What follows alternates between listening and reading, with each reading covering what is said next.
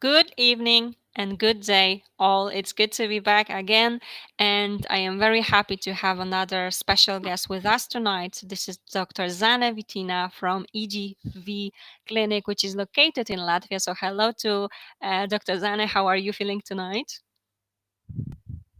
Thank you. Hello. Nice to hear you. Nice to see all the attendees. I'm happy to be here and to have a possibility to share the information about very interesting and crucial topic of reproductive medicine. And we are definitely happy to have you here as well. And before we start with Dr. Zane's presentation, as always, I want to mention that we are here every single day to support you and to provide you with some answers, to provide you with some topics, different topics. We mainly focus on failed attempts, of course, and today we also have a topic that we'll be talking about that. So definitely, I'm very, very happy to have you with us. And as always, I want to thank our ambassadors and partners. You see them right here because it would be very hard to create so many of those webinars with their assistance, with their support. So huge thanks for that. And we will go ahead with the presentation, and afterwards it will be time for your questions. So all you need to do is just type in the questions in the chat section, and Dr. Zane will be able to answer them for you. And let me just add that Dr. Zane Vītiņa, she is the director of the clinic EGV, and she's also a gynecologist, reproductologist, and it's very, very nice to have you here. And she is another team member of EGV, so we did have some of the doctors from the clinics already. So thank you so much for joining us tonight indeed. And well, are you ready to start off with our topic and our presentation tonight? Yes, thank Perfect. you. My hard work is not to okay, my hard work is not to lead a clinic, but to really to treat people, and that's why I'm here to share the information and to share the topic. And despite I also not only some of you or many of you, but also I have quite serious situation. My father today was hospitalized with pneumonia, severe pneumonia due to COVID. But anyway, I really hope that everybody from you will have at least one take-home message. And I will start with the information, with the topic, what should we evaluate after failed IVF cycles and how to proceed. Okay, just some words about Latvia. We are situated in the middle of the Europe. We are a very green and beautiful country, situated near the Baltic Sea, and Clinic EGV help people to become parents since 1998. We are at the moment the biggest fertility clinic in Latvia. Methods we use to treat infertility are according to patients' needs. We use conservative treatment for women and men, surgery, minimal invasive surgery or microsurgery, especially for men. And we use, of course, also assisted reproduction technique. In Latvia, we can treat with any method which research knows, except surrogacy. We are really in very good quality, not only our clinic, but also other clinics in Latvia. And the results are much higher than average in Europe. Before investigating, the first IVF cycle, I'll try to move my picture. Okay, investigations before the first IVF trial are following. We investigate women's and male factors.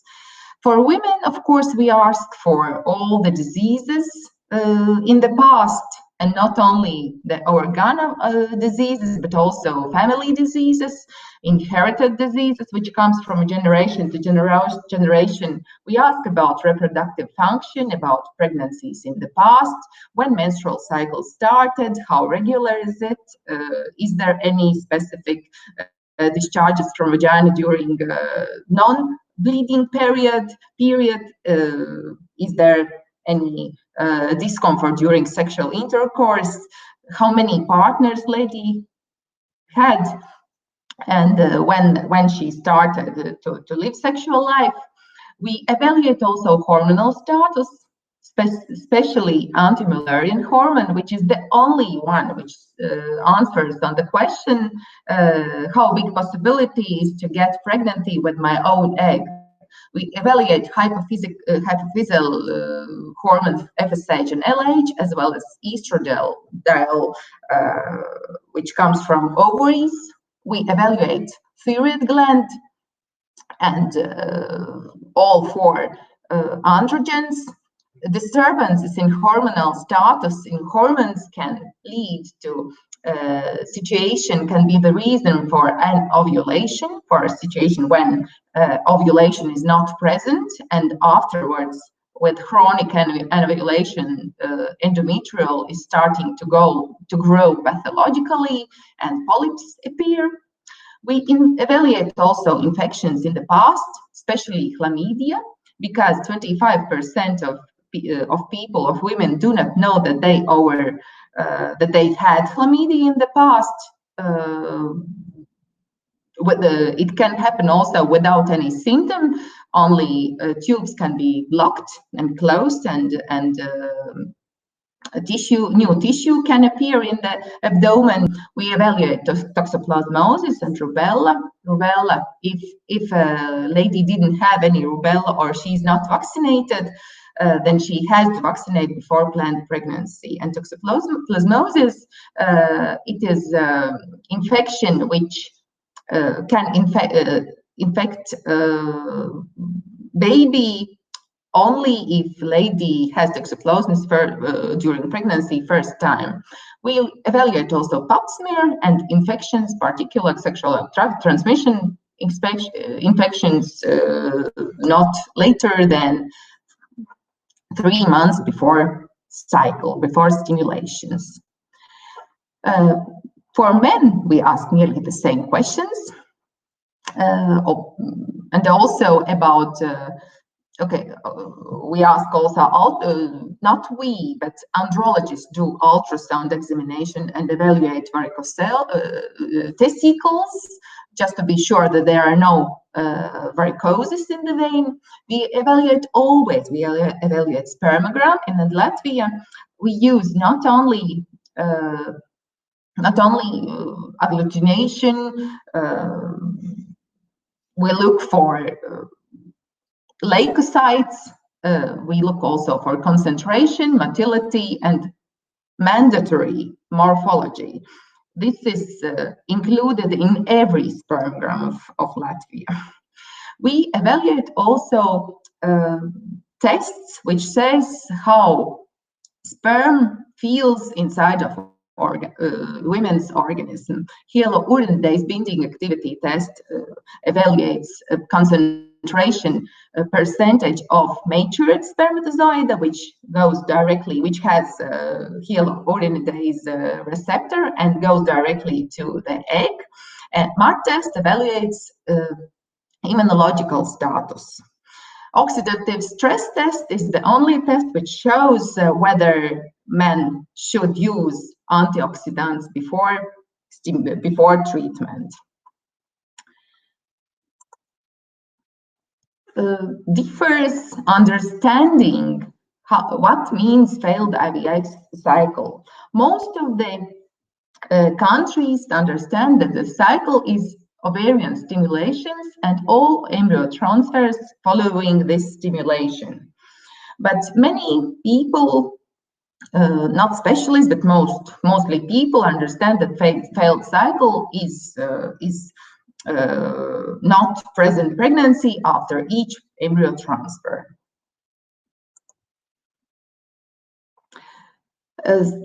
Our guidelines said that we need evaluate deeper after 2 attempts of failed embryo transfer, especially if there was good quality of embryo and good endometrium. Methods that can help to identify and prevent implantation failure are those which are listed, and for everyone I will explain a little bit deeper.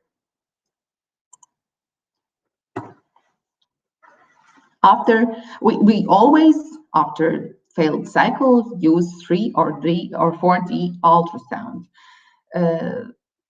Time to time, we use it also if we see that there is arcuate uterus. We use it already before first one. But even if the 2D ultrasound doesn't show anything, we after second failed try, we always use this evaluation, and it is nearly as effective as magnetical resonance.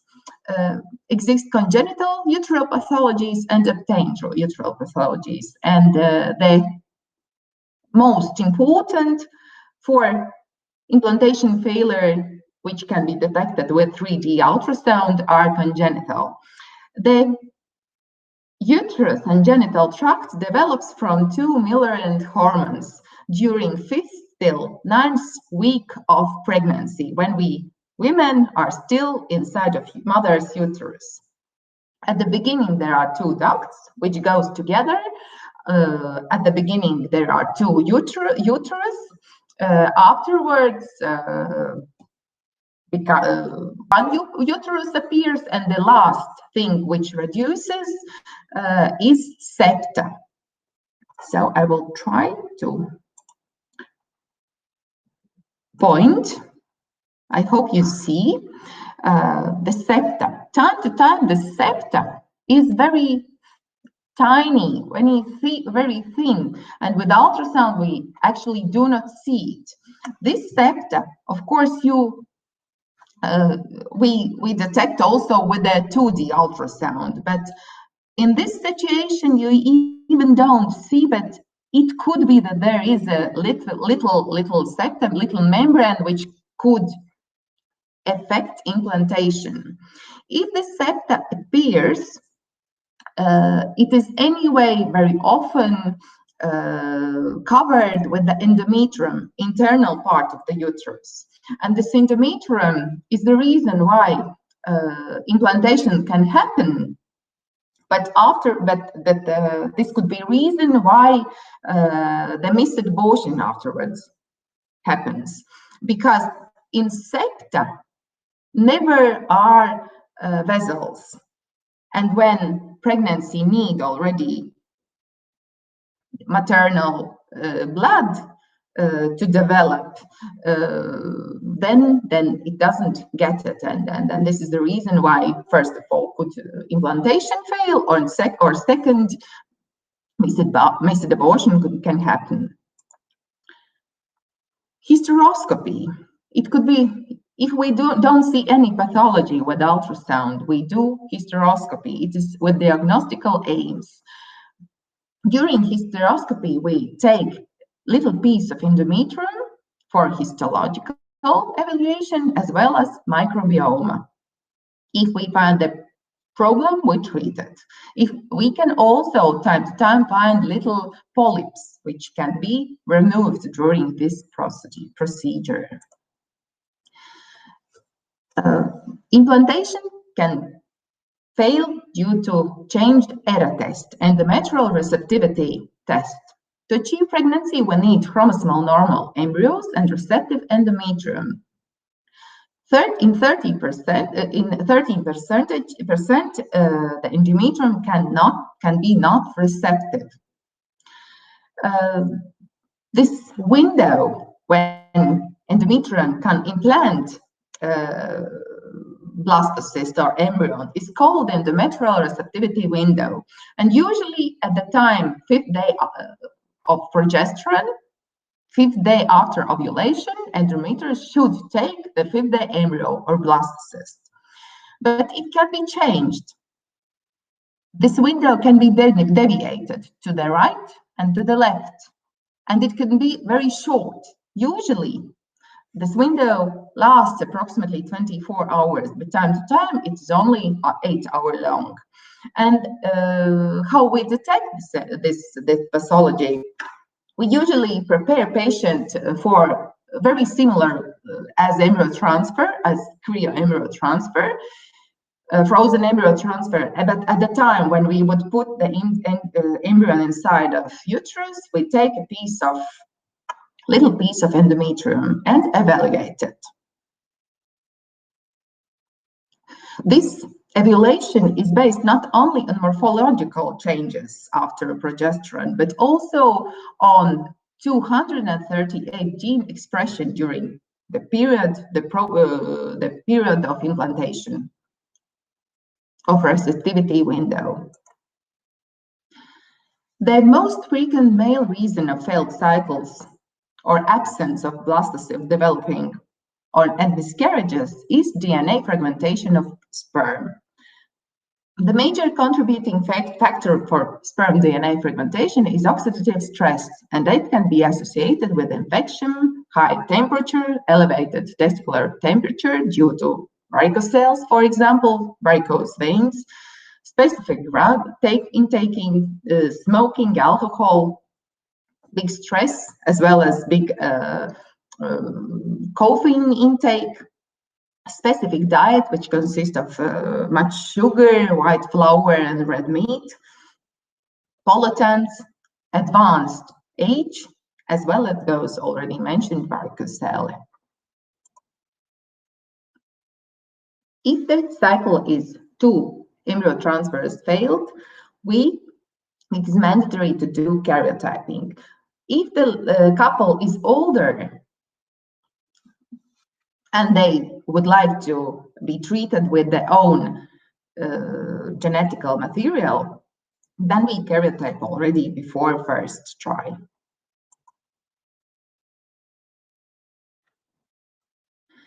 It is mandatory also in this situation to evaluate thrombophilias. There can be congenital and obtained thrombophilias due to another reason. It is group of pathological group of pathological blood coagulation that increases the risk of thrombosis. The smallest vessels are in placenta, and exist physiological hypercoagulation in pregnancy. And at the time of pregnancy, first of all, the implantation can not happen at all. And the second thing, very often pregnancy doesn't develop further than biochemical pregnancies. Clinical features of thrombophilia can be infertility, miscarriage, spontaneous abortion, late spontaneous abortion, premature delivery, intrauterine fetal death, intrauterine fetal growth restriction, placental abruption, preeclampsia and eclampsia. Those are late pregnancy toxicosis connected with damaged implantation, placentation, and the clinical features are connected with high blood pressure after 20th pregnancy week, and during not only pregnancy but also delivery or after delivery, there can appear maternal thrombosis or thromboembolias.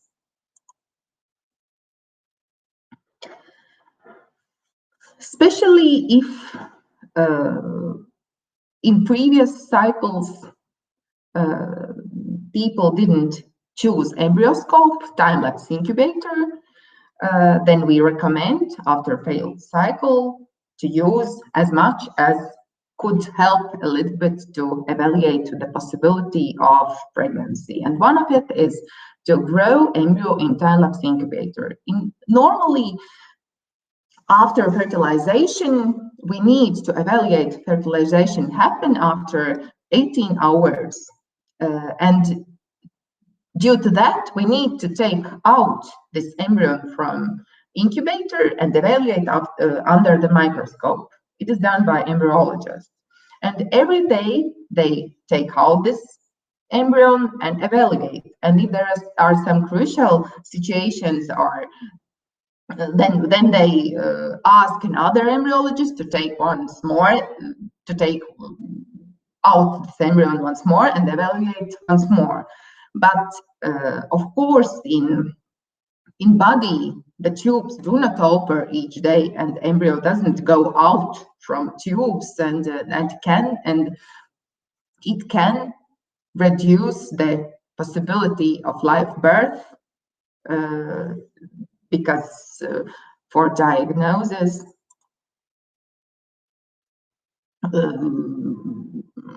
there should be evaluation of embryo.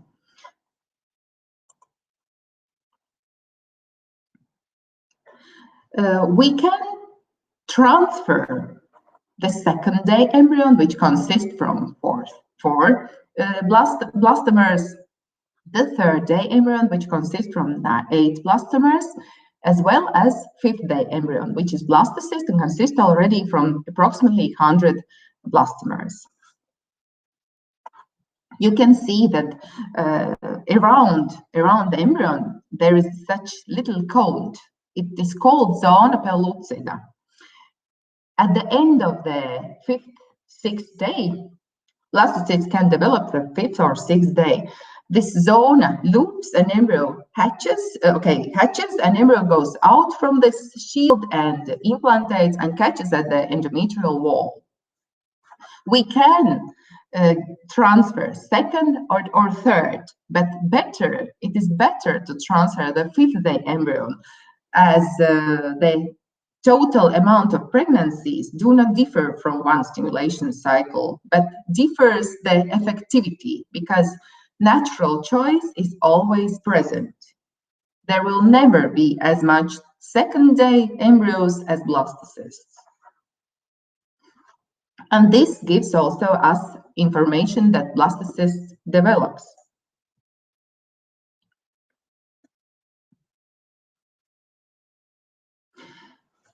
This is what I already told, that hatching is happening naturally, but if in some situations it is mandatory to make a little hole in this shield.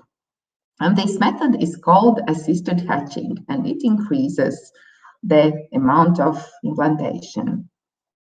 It can be done via laser, mechanically, or chemically, but the choice method is laser, and we have it.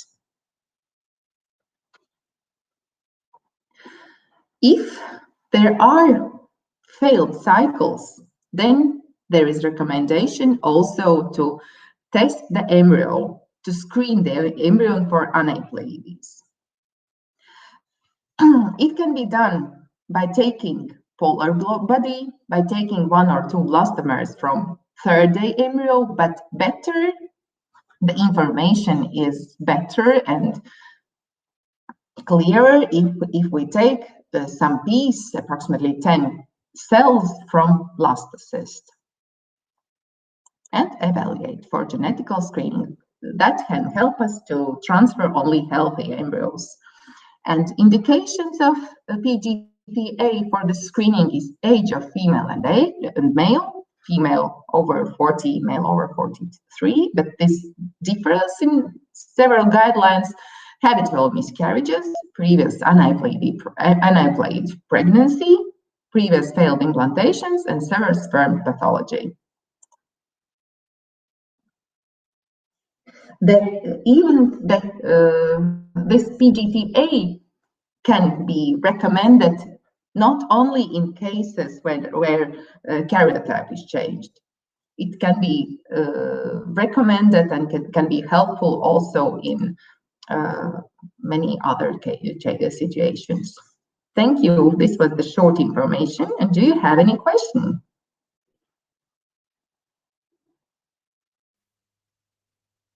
And wonderful. Thank you. Thank you so much for that presentation. Sorry. Not yet the questions, but of course for providing so many details already. And before we go ahead with the questions which are here, there are quite a few questions ready. I just want you to see that, well, definitely some patients would like to simply say, "So sorry to hear about your father. I wish him a speedy recovery." So this is something that you should. Thank you. There are actually a few. Thank you. Okay, and there are also already some thanks for taking the time for us, despite what is going on. Of course, thank you so much, indeed. Thank you. Thank you so much. Okay, and now I guess we can go ahead with the questions that we have. So let's have a look at the very first one. I have had 4 failed cycles. I get few eggs and my embryos are always awful quality. I've never had a blastocyst. Should I move to donor eggs? Well, at the moment, I would not say that for sure. For sure, you need to use the blastocyst, Camilla, but usually it is evaluated, and researchers says that most of the cases are when blastocysts do not develop are not connected with a women factor. Yes, if the problem was visible already at 2nd and 3rd day embryos, but if the problem appears in 4th day embryo, then you need actually to evaluate the partner's DNA fragmentation, sperm DNA fragmentation. But to answer correctly, I need to know how old are you, and if you are approximately at 42, then for sure you need the donor eggs. 32, no, you need to evaluate. You need to evaluate father's sperm first. Okay, thank you. Actually, there is a follow-up, okay? So let me just go straight to that one. So my husband has had a DNA fragmentation test and it came back very normal, yet we still have 4 embryos from day 1st of fertilization. Is there something else we should do? We have always had ICSI. So the poor embryos at the day first usually means that yes, the problem is in eggs, but time to time, if you change the type of stimulation or the medicine which you use during stimulation, for example, previous cycle you had long cycle GnRH agonist cycle. Next time you maybe can try antagonist cycle, as well as there are quite a lot possibilities to check, not a lot but few, but anyway, to change the medicine. For example, most of the cases we use Gonal-f or Bemfola. It is folitropin alpha, but you also can try to use folitropin delta, for example, Recavel. Maybe this can help. Time to time we see such situations, and to change something in the stimulation can help also to get better eggs. And thank you so much for that, of course, indeed. Okay. Sorry, there, Camila has also added menopause to 225 on a short cycle. So helpful. Yes, menopause. And thank you. Mm-hmm. Perfect. Thank you so much for your very first question, and of course for your help with that. Mm-hmm. Let's have a look at the next one. So how to know if we had chlamydia in the past? You need to detect anti-chlamydia EGG. And if it is elevated, then you definitely had. If it is not elevated, then you never had chlamydia. All right. Because excellent. time to time disinfection happens without any symptom, maybe some urinary problems. All right, thank you for the clarification to this one. Of course, as well. Let's have a look at the next question. More and more of those questions are coming up, so let me go straight to this one. I have retrieved 10 eggs in 3 retrievals and resulted in total fertilization failure. What should my next steps be? Even fertilization failure, yeah. Actually, I suppose you need to try either with a donor sperm, either a donor egg, or try this cycle. Yeah, 37 years old. you could try, as you are quite young, sorry for this, but you could try to use just to fertilize some eggs with the donor's sperm with the next try and some sperm of your partners could be fertilized with the donor eggs, some donor eggs, at least to understand if it happens with other genetical material. All right. Thank you once more for answering this question. Let's have a look at the next one then. Me and my husband are both 30 and have suffered one natural miscarriage and just had a failed IVF ICSI cycle. We moved to IVF ICSI after test revealed my husband had 1% normal sperm. Yeah, after 1% normal sperm, ICSI is recommended. But I suppose, well, I understand that miscarriage is very, very painful anyway, but the guidelines says that actually you need to have 2 miscarriages to evaluate very deep. At least government pays for that at this time, at least in Latvia. It differs from country to country. But yes, if you would like, doctors can recommend to evaluate all the possibilities which I explained before: karyotyping, thrombophilia, DNA fragmentation, not Tera test because you have implantation in right time. And also, and if you would have 2 miscarriages, then with the failed IVF cycle would be recommended to evaluate also genetics of embryos. All right, thank you so much. And I have put the next question, I mean, like a follow-up with some more details as well here, yeah? So we Okay, I will read. This is from the very same patients, yeah? So yes, we you have mentioned issues, 30 mini pieces. We had 7 eggs in Philadelphia. And 6, 8. Had high hopes, but unfortunately, yeah, well, the possibility of natural conceiving is only 8%, but with the IVF and ICSI, the percentage elevates to 33 till 40. Our percentage is from 59 till 70% last of implantation, but nobody can promise you to be pregnant after this try. Understand that those 8, 10, 14 days you had already feeling that you, Sophie, had pregnancy, and this is like losing the pregnancy. But yes, it can happen, and it doesn't mean that the next time will not implant. I'm sorry. Of course. So thank you so much, of course, for that advice and your recommendations to this one as well. Okay, next question is up. Any ideas whether I should swap to donor eggs? I just turned 40 and my husband is 42. We have had 3 failed cycles with no embryos. Last cycle we had no fertilization. I used DHEA for 3 months and he was treated by a urologist.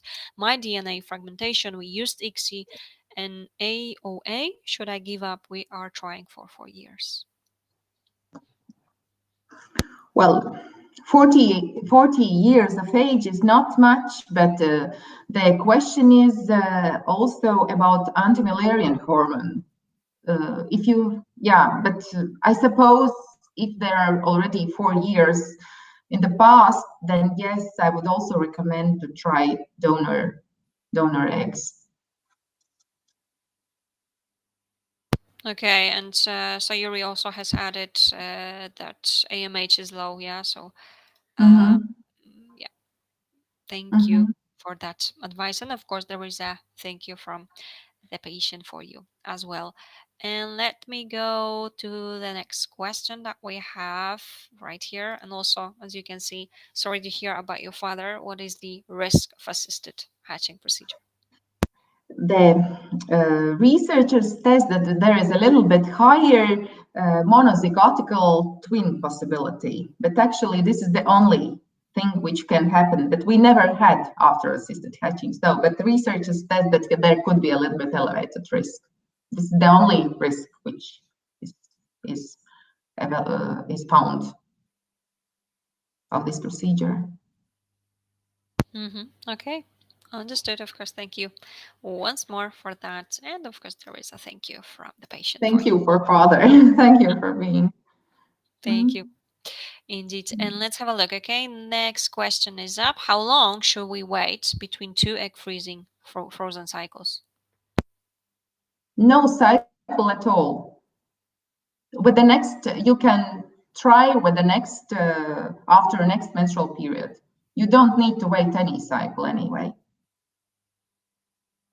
Most of the cases, if the IVF cycle is not with fresh embryos, does not ends with the implantation, and if there is no embryo anywhere anymore, then you need to wait for 2 cycles. But if it is frozen embryo transfer cycle, then you don't need to wait for any time. Wonderful. Thank you for the clarification. And there is a follow-up. Okay, why do eggs count vary between cycles? Well, at the beginning of each menstrual cycle, some antral follicles appears, and it is connected with the very many things, with your age, with the time, with the very hot circumstances, with very big stress, with very much factors. Actually, I don't have very good answer on it, but the age is the most important. All right. And also stimulation, way how you stimulate. For example, if you use short cycle, agonist cycle, you always will have smaller amount of eggs that if you compare with the long cycle. I'm taking about egg retrieval cycles. I don't really understand this question. I am taking about egg retrieval cycles. This is like a follow-up, yeah, from the very same patient. Okay, so this was regarding the question you have just answered. So I guess all is clear now. All right, and thank you so much. And let's have a look. Okay. I understood. I'm sorry. That's what I answered already. Yeah, that you, if you use antagonist cycle, always you will have less, because by using your own natural FSH wave at the beginning of a cycle, which produces in hypophysis, it is approved that with long cycle you always have more.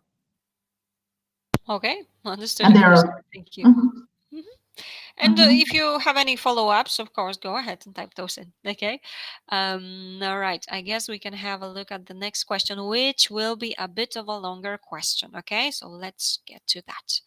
I'm 37, 13.8 AMH, AFC around 10-14 per cycle, just over 80 kilos. I've done 2 egg freezing rounds and 1 IVF cycle for egg freezing, short antagonist protocol.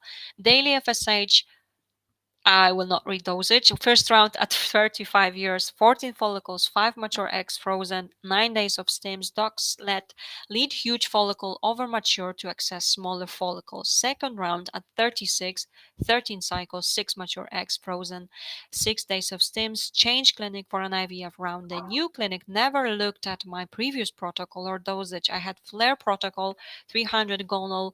I responded extremely quickly. 2 lead follicles at 21 millimeters at first scan on day 5. Asked me to trigger that evening and got only 3 eggs from around 10 plus follicles at retrieval. 1 fertilized, 2 under mature. Transfer at day 3. Unsuccessful. There is another follow-up here. The clinic followed up by email to say I was on the right protocol and would suggest the same for the future rounds, and I strongly disagree. I think I am extremely sensitive to FSH and was on far too high a dose. I have my face-to-face review next week. What would your advice be? I would be happy to read once more. I will just read because it was quite quickly. Sure, okay, sorry, yes. Then I will answer. So 37 years of age and 30.8 antimillerian chromosome. It means that you are multifollicular. It it is quite a lot. Yeah, a little bit over 80 kilos. Oh, a little bit overweight, but it sounds that maybe you have really polycystic ovary syndrome. Short protocol is the protocol of choice for polycystic ovaries, multifollicular ovaries, and the FSH dosage is hardly 75, maybe was used because the weight is a little bit higher. Usually, if the antral follicle, if the anti-Müllerian hormone is elevated, we use not higher dosage than, but you do. Anti-Müllerian hormones says this. Okay. Okay, I don't see your other hormones. 30%, 40 days of stimulation.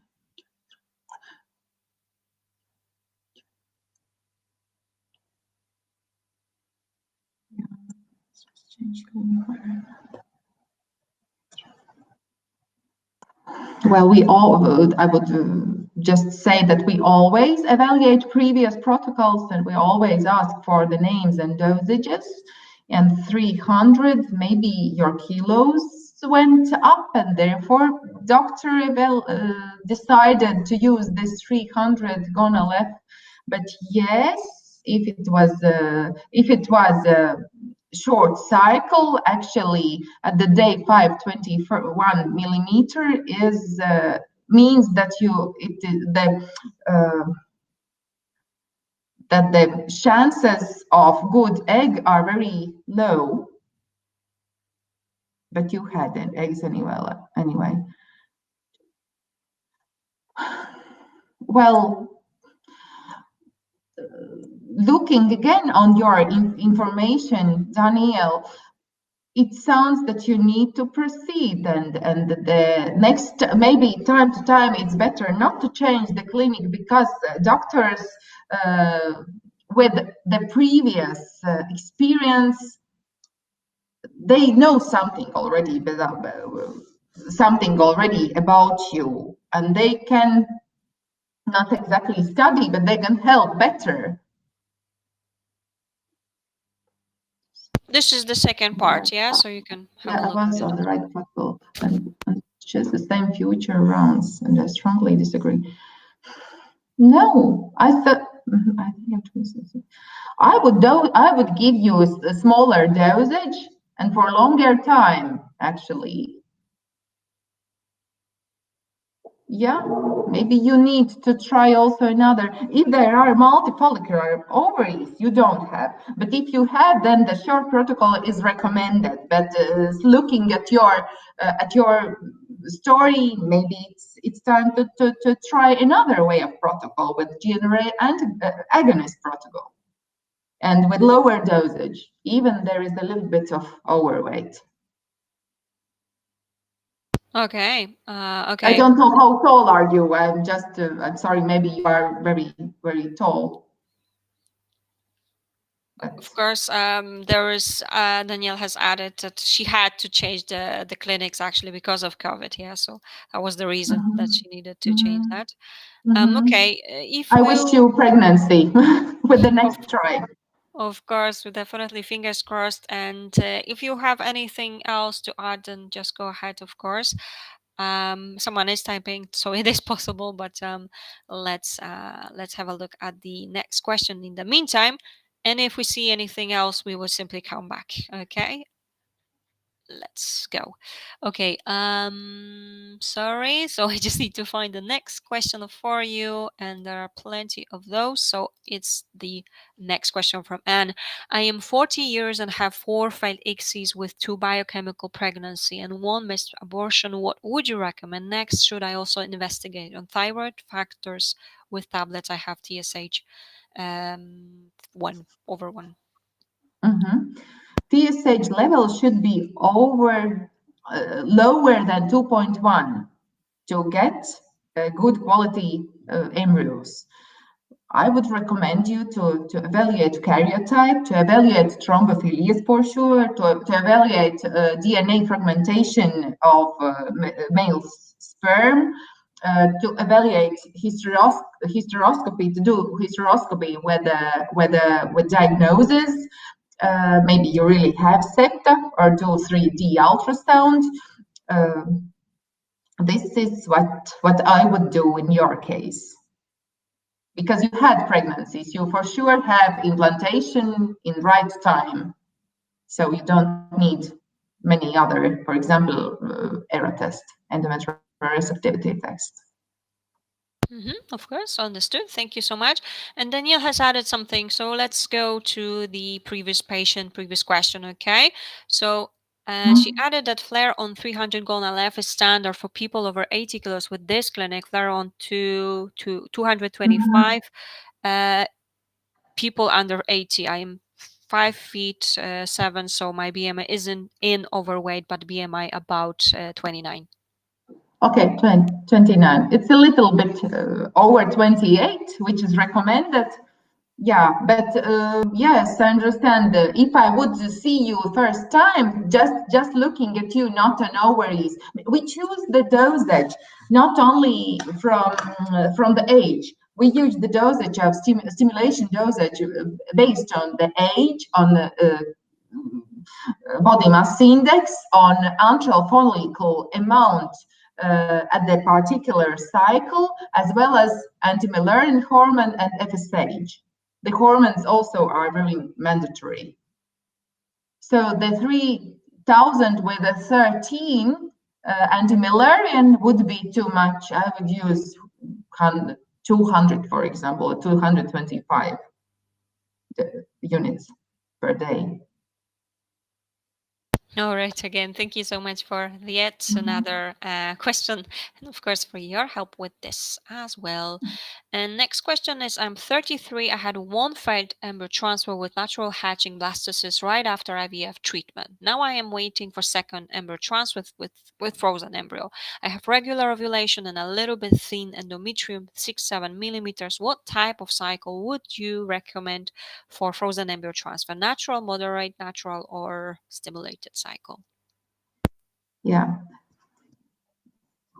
Well, actually, you don't care, but 6 till 7 millimeters, yes. If endometrium is at least 6.5, then the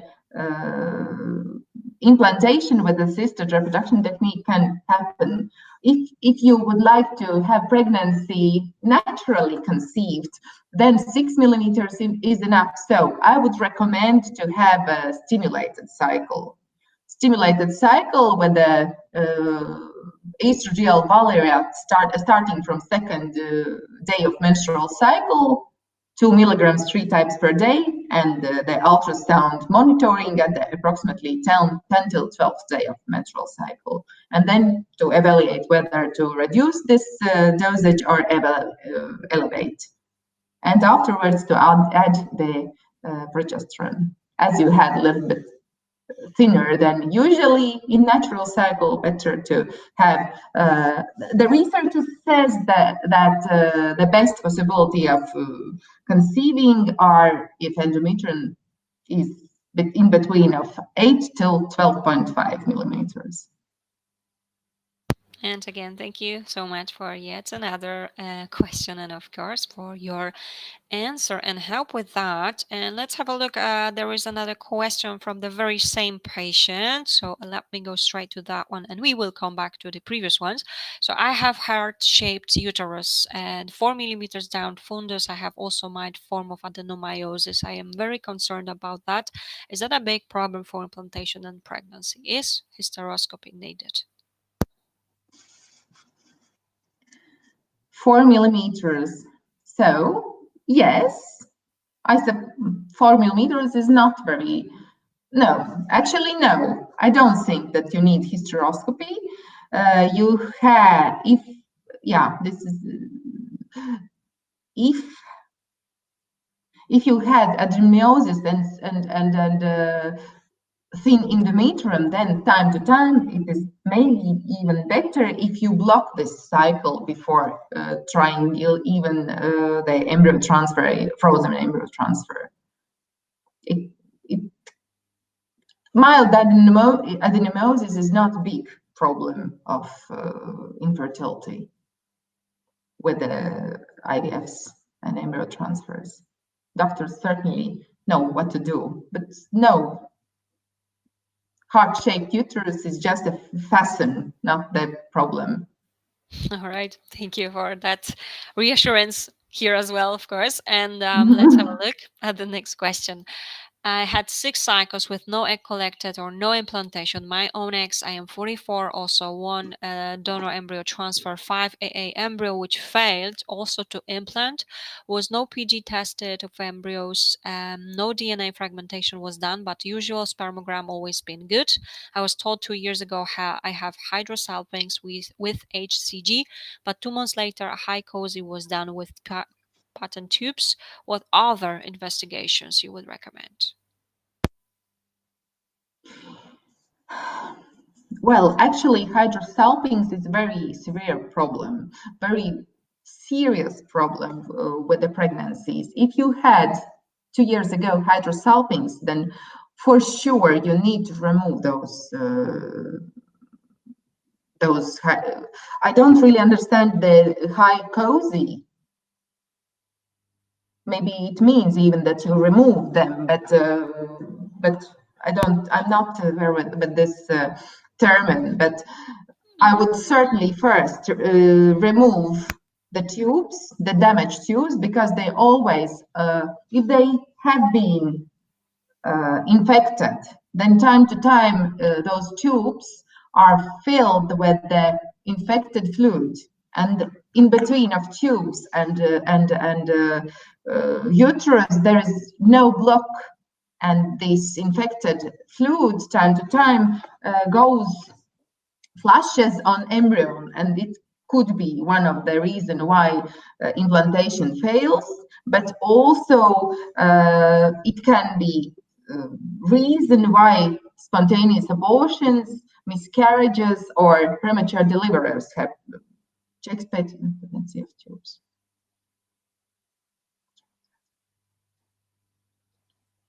Check the tubes. Well, actually, the best evaluation of the tubes is laparoscopy. Yeah, laparoscopy, and if they really were with like hydrosalpinx, then better remove them. But as you are 44 years old, well, the oldest women which I ever had with own eggs are 44 years old. Even if the anti-Müllerian hormone is good, after 44 years, none lady delivered own child. Even if the pregnancy appears, they always have miscarriages. So the first thing which I would recommend, yes, the removing of the tubes. The second, yes, as you did already before, the donor eggs, and try again. But I would certainly recommend to remove the hydrosalpinx, even though they don't look anymore like damaged. But with ultrasound, very often we do not see those damages, especially if the infection was a very long time ago. Sorry, there is a explanation here. Okay. And no, this is strange, because tubes never. This is like a balloon. If it had if it changed the position or diameter, they never can come back.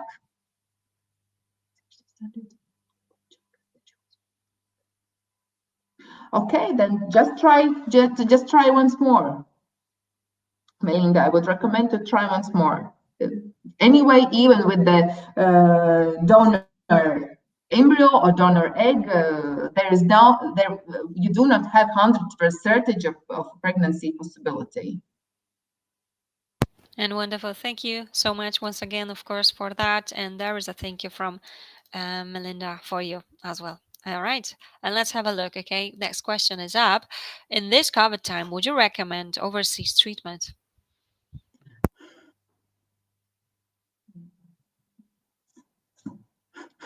Yeah, no, yes and no. I would recommend to be very careful. I just shared the information to Caroline in the beginning where you didn't see us, that one Australian lady which were present at nearly the first webinar of my IVF Answers.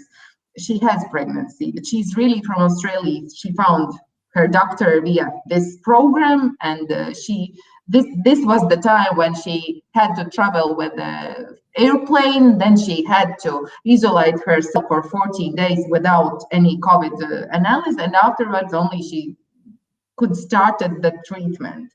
At those days, it's a little bit easier, but choose on your. You need to ask yourself. It depends. Exactly. Yes and no. Of course. Thank you so much. Of course, this is the truth.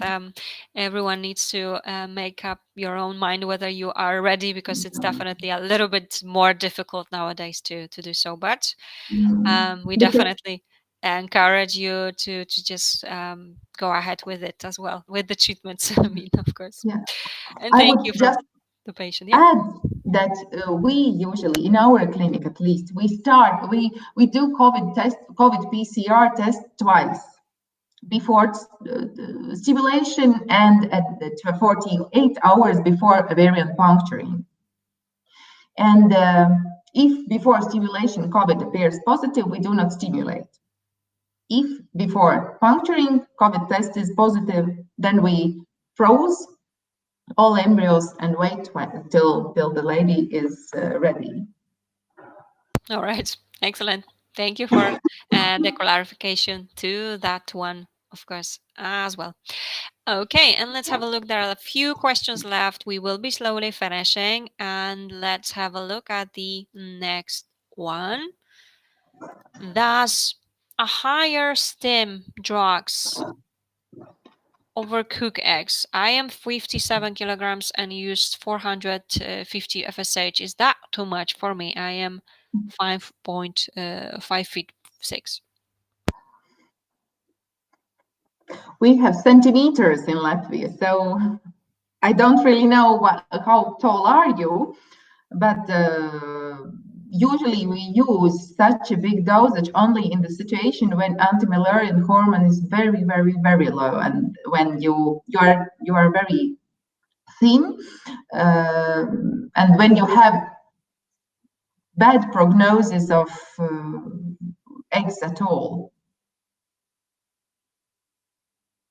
All right, of course. So thank you so much for that. And let's have a look at the next question. Two parts of it. So does a BMI of 27 really affect the result of stimulation?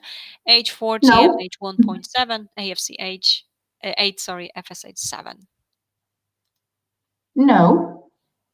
27 is okay, but maybe you have a little bit problems with HOMA index, with insulin resistance. Maybe this was the reason why your doctor maybe asked to use specific diet without white flours and white flour and sugar.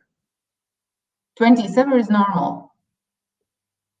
Okay, it is a little bit over. It is 25 is perfect, but 27 anyway, it's not so much. Over 28 is too much. Okay, that explains it. Of course, thank you so much.